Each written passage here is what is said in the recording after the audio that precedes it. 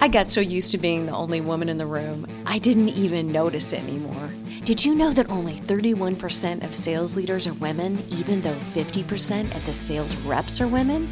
I'm Amy Evans. After 25 years of sales leadership in corporate America, I help B2B tech and AI CEOs hit their number as a sales strategy advisor. I also host the Women in Sales Leadership podcast, where you'll learn what it takes to lead at the highest level, withstand the pressure to deliver the numbers, and elevate your career without losing yourself. No fluff, just the real stuff of women in sales leadership. If you aspire to become a CRO, vice president, first-time sales leader, or start your own business, you're in the right place. You are going to want to stop right now and click follow so you don't miss the episodes that drop every week. Today on Women in Sales Leadership, we welcome the incredible Halley Eidson, a true powerhouse who transformed her career, facing challenges and triumphs along the way. Halley's story is one of resilience, reinvention, and profound personal growth. She shares how an unexpected journey into sales led her to a sales leadership role at DocuSign, and how a life-changing cancer diagnosis reshaped her approach to work, leadership, and life itself. Prepare to be inspired as Halley opens up about overcoming adversity, finding balance, and leading with empathy. Today is part one of my interview with Halley. I'm so thrilled for our conversation today and want to thank you in advance for making the time to come join us on the Women in Sales Leadership podcast. So thank you for being here. Thank you for having me. Of course. So what I was hoping we could do is just tell everybody, let's start at the beginning, right? Tell everybody a little bit about you. Who are you? Where'd you grow up? And a little bit about, that part of your story. And then we'll get into the other part of your story, which is your sales journey. Yeah, of course. Where to begin? So I actually have a little bit of a split childhood. I grew up in Southern California, about an hour outside of LA, and I was there until I was in middle school. And then my parents thought that it would be a great idea to move back to the Midwest, be closer to my grandma and our family here. So I went from sunny Southern California to Southern Indiana, which is a very, very big culture change. And I did that in middle school. And so I was in Southern Indiana through college, and then I moved up to Chicago, and have been here for about 15 years. I love it. I love Chicago. I'm not the only person who loves Chicago. Oh yeah, people do. I think Chicago is the best city in the world. My husband and I love to travel, and nothing beats Chicago's food. We are fearless. We will put butter in everything. We have the best meat. We have everything. It's just incredible. I think we have the best pizza, but it's that is debatable because most people don't like eating 5 pounds of cheese in a single sitting. Well, those poor people, I'm sorry for them that they don't enjoy that. But yeah, I'm very lucky to live here. Yeah. Well, I agree with that. I love visiting Chicago any chance I can get. So, I think one of the things that would be fascinating to hear for everybody is your story. Like, how did you? So we're gonna get into like what you're doing now, but that'll come in a minute. Let's go back to like the very beginning of how did you get into sales? Yeah, well, I think I told you this earlier, but no little kid dreams of growing up to be a salesperson. I didn't even know it was really a career. So, it's things just kind of come about, especially being in Southern Indiana. If you want a prestigious career, you're either going to be a doctor or a lawyer. So whenever I was in high school, I had these really big dreams of being a lawyer. I went to college. I was a philosophy major, focused a lot on neuroscience and history as well. But I became a philosophy major for a big part of the reason that they would statistically score higher on the LSATs. I was like, well, that will prepare me for this career I've been dreaming of for so long. And after I graduated, I ended up working in a law firm, and I kind of realized that one, $150,000 of debt to go to law school was a lot of money, and I didn't want to pay for that. And then two, I think that a lot of people kind of picture that lawyer job being like Boston Legal or Aaron Brockovich and things like that. And I realized that it was not that. It was going back and forth from the court, fighting over, there was literally litigation over just, different types of words that would be used. And I'm thinking that is just not me. People who are just more like moving things around or creating problems and not fixing them. So, and it actually came to a crescendo because I eventually moved up to Chicago, was a legal assistant here, and I had a boss that after a year, I had asked him for a raise. I thought I was doing a good job. I was kind of checking all the boxes. And he told me after I asked him that I would be worth more than $32,000 a year. And what's that? Yes, I said that was my salary at the time. But he was just like, justifying, no, you're properly packaged in what you are. And I went back to my desk and immediately started writing my resume to find a new job. And back then in the days of monster.com, I was looking around and thinking, okay, well, what are my strengths here? I'm organized, I'm hardworking. I was, young and can figure a lot of things out. And so it's like, the world is my oyster. I have a lot and I have a little at the same time. So I put my resume out there. And almost immediately, I started getting calls from different types of recruiters or different types of companies. And I interviewed at a few places, but I interviewed at this one place that was called Blue Wolf, which is a Salesforce implementation partner. Now they're a part of IBM. And the person who was interviewing me, his name is Brian Conrath, and he wouldn't let me leave until I would accept the job. And then he told me the salary was $50,000. And it's like, that's almost double what I'm thinking now. Wow. So I'm sold. Here you go. And with the opportunity to make commission, I felt like a millionaire. So I ended up working there really quickly. And that's how I got thrown into this wonderful world of sales and SaaS. So I started there as where everybody starts in a sales career, especially in SaaS, being an appointment setter. So I was making those 100 cold calls a day, sending 100 emails out a day and 100 LinkedIn messages a day. Universally hated from every executive in Chicago, I would imagine. But it's... Hey there. I'm pausing the show for a moment. I want to extend an invitation to you to follow this show. Please stop right now and take just 15 seconds to hit follow on whichever app you're listening on. I know you are a generous person, and one more invitation I have is for you to please take a moment now and forward this episode to a friend who you think might enjoy it. It would go a long way to making a difference and spreading the word about women in sales leadership. Thank you so much, and back to the show. Is a day. Universally hated from every executive in Chicago, I would imagine. But it's that was a very exciting thing because there is, my brain really likes process, and it also is very competitive. And so kind of seeing, oh, okay, I can be the top on the dashboard at the end of the day. I'm not going to leave until I'm there, or I can do all of this. And it's kind of really fun to see the control that you can have in that. And so quickly, after about just a couple of weeks, I was moved into an AE role, which it typically was 6 months, but they quickly put me over there. And that's really when I started. I had my bag and I had a quota and I started making some money, and it was a lot of fun. And I kind of fell in love with the Salesforce solution during that time. And I got to know it very, very deeply.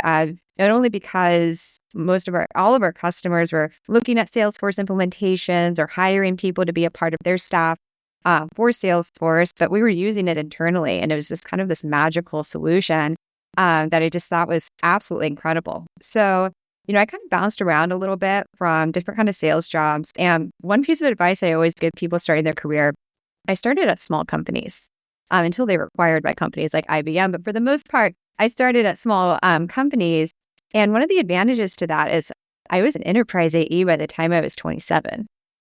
And wow. So oh my gosh, exposure to all of these gigantic accounts. I remember, my first $1 million deal was with United Airlines. And I was 28 years old. And that was just really exciting. And so I kind of went through this world of really exciting sales. And I had this idea in my mind, I don't think I'm, not ready for Salesforce. I'm not ready for, the ivory tower of sales. Like, oh, everyone's around this. And I was like, well, I'm just going to apply and see what happens. And I ended up getting a job there. And that was really, really exciting. I was there for about 2.5 years. And I think I learned more in 2.5 years than I've ever learned. And it was like getting an MBA in the first 6 months and then applying the MBA after that. But it was incredibly exciting. And I was working in the enterprise space there. And I quickly got really sucked into the culture. And what started as this really shining light of, wow, this is exactly where I wanted to be, all of a sudden that got really, really bright. And I got so kind of consumed by, got to hit these targets. I have to be the best. I have to keep going. I have to keep going. And anyone who's ever worked in a very, very competitive, very large company environment before, like that can kill you.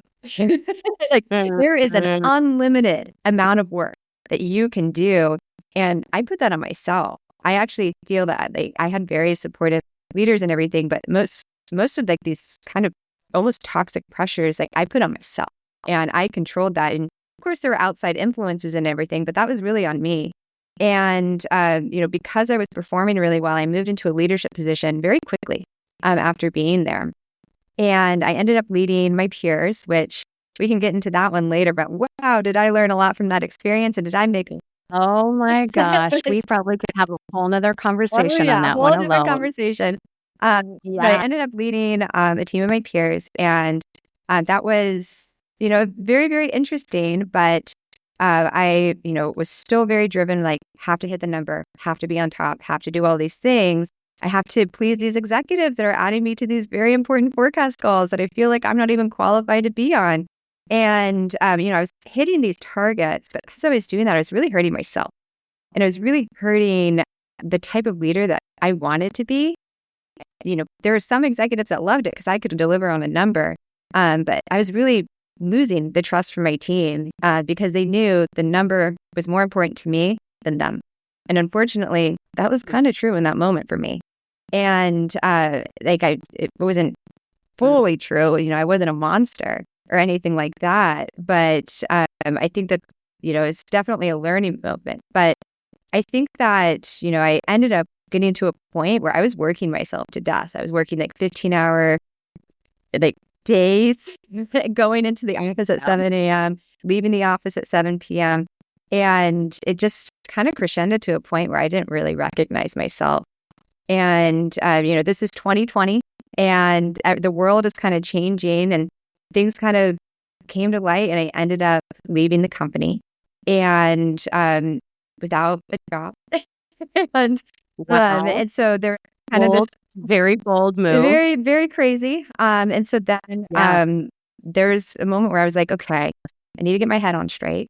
What do I want? Like, what do I want to be? Like, this is kind of a moment where I can kind of lead this change in myself to be better. And I started interviewing at other places. I was looking at all the fancy ones, the Googles, the Workdays, all the shiny titles. And I came across DocuSign, which is another shiny title. I mean, that's, it's synonymous with one of our products, which is exciting. But the thing that really stuck out to me at DocuSign was this leader named Sarah Williams. And she was a part of the interview process, and she would have been my skip level at the time. And she was a leader that I wanted to be. She was empathetic. She was smart. She was driven. She was so polished. It helped that she was British, but she's so polished. Even if she wasn't British, she would be super polished. And that British accent is just an unfair advantage. It put him over the edge. And I was so inspired by her. And I'm thinking, like, that is what I'm missing. I'm missing the Sarah factor. This is someone I can learn from. And I knew I wanted to work on myself. So I went from a leadership role at Salesforce. I wanted to be an AE at DocuSign. And it was very convenient timing because anyone who knows anything about DocuSign from 2020, it was a very good time to be a seller. And, it kind of went through the roof and I was having so much fun. And so it was just the time of my life whenever my first few months at DocuSign. And then I started kind of getting really tired and really sick. And I was thinking, I feel like I've really improved upon myself. I set these really healthy boundaries. I've set, I'm still hitting these numbers, but I'm also having fun.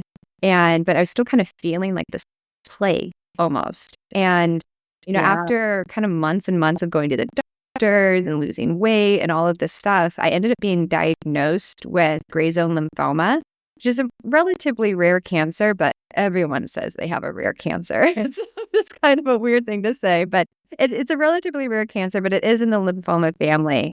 And that changed everything. And first, Wow. it really did. And so it changed everything.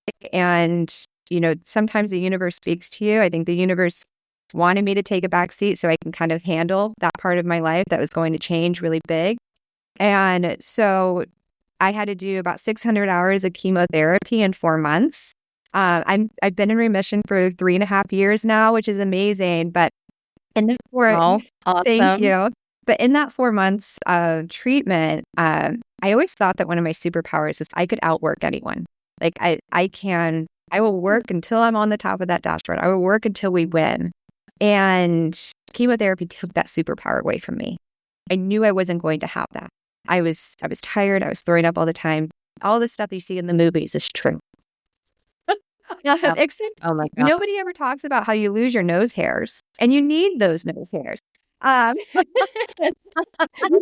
is no one talks about. I had no idea. Oh my All gosh. those other little things. But and that's a whole different conversation. But one of the greatest lessons and greatest gifts I got from that experience was it forced me to effectively communicate and effectively delegate and effectively trust the team. And I am a very big believer that an account executive is a leadership position.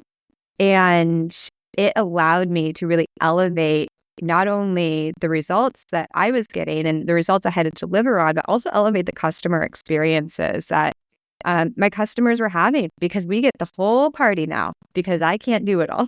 And I think that it was really in that moment that I knew how to be a leader. And that is what that experience taught me. Whereas before, I knew how to win. And now I can win and I could be a leader.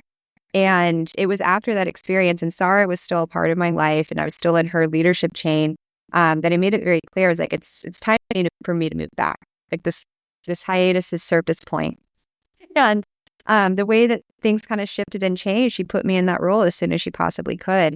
And I'm incredibly grateful for that. And it's really been an incredible experience ever since. And it's very rare that you get to kind of witness yourself change in your own journey. Sometimes it takes years to be able to kind of look back and see like, oh, well, in my 20s, that was a crazy time. But that year for me in particular, I saw just so much change and growth that it was a little bit overwhelming emotionally. But now here I am, 2.5 years later, still in a leadership job at DocuSign. I was actually just promoted into another level up from my leadership just 2 weeks ago. So convenient. Wow. Which is exciting. But that's congratulations. Story. Like it has everything. It has the drama. It has everything. Oh gosh, where to start? There's so much good stuff in there that you just shared.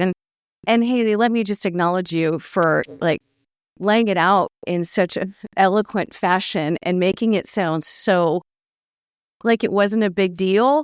But there's a lot of really big deals in your life that happen. It's just there's a lot of things that can change, but I think there's a lesson that I kind of learned in that experience. My husband and I used to always say this: one, cancer is temporary, treatment is temporary. This is all temporary. But it also kind of brought this perspective of there isn't anything good and there isn't anything bad. Just keep a neutral mindset, because whenever you have those highs and lows, that's when you start to get stressed, and that's when it gets a little bit unmanageable and you start becoming overwhelmed, because, there's so many things that are bigger than ourselves, but a life-threatening illness is the biggest thing we can literally ever face. And that's, keeping that neutral mindset allows you to move forward without really looking at the big picture. So we did take it one day at a time, because that's the only way we could. Otherwise, we would have crumbled. But it was because of that it's just like, okay, it isn't a big deal. It's just one day.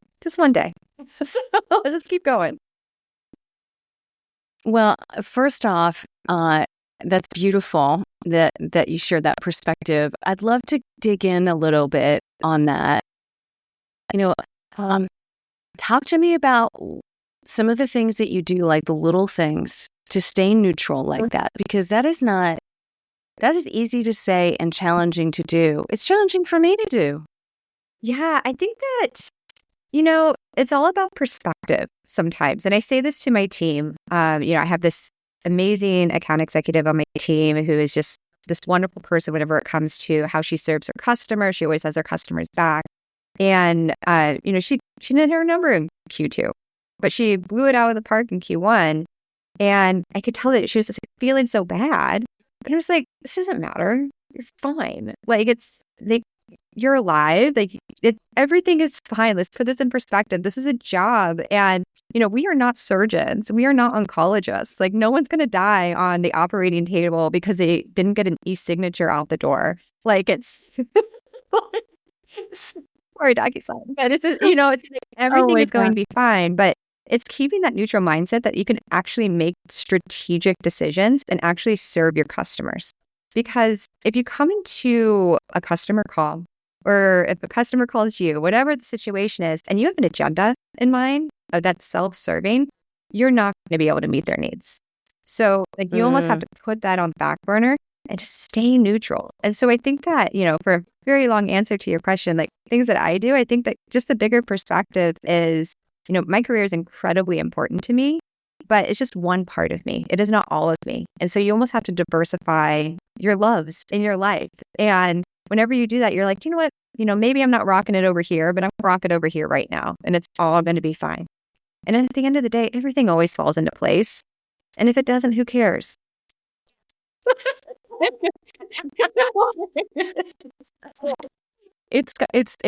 I'm smiling a lot for many reasons. First off, it's a phenomenal story, and it's hearing you use the analogy of we're not surgeons.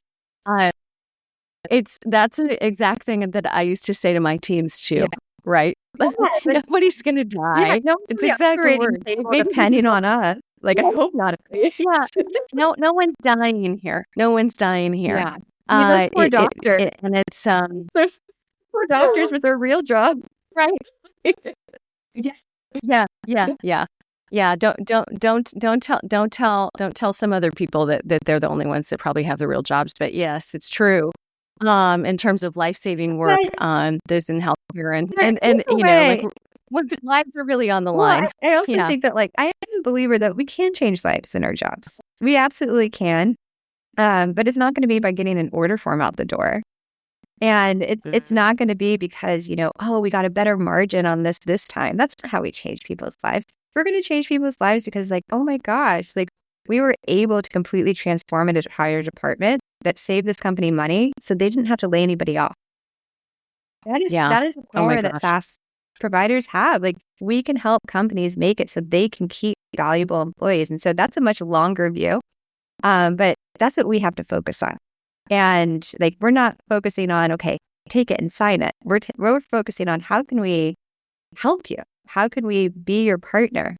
And whenever there's that perspective, it's fine if you miss a quarter. That's fine. You'll be fine.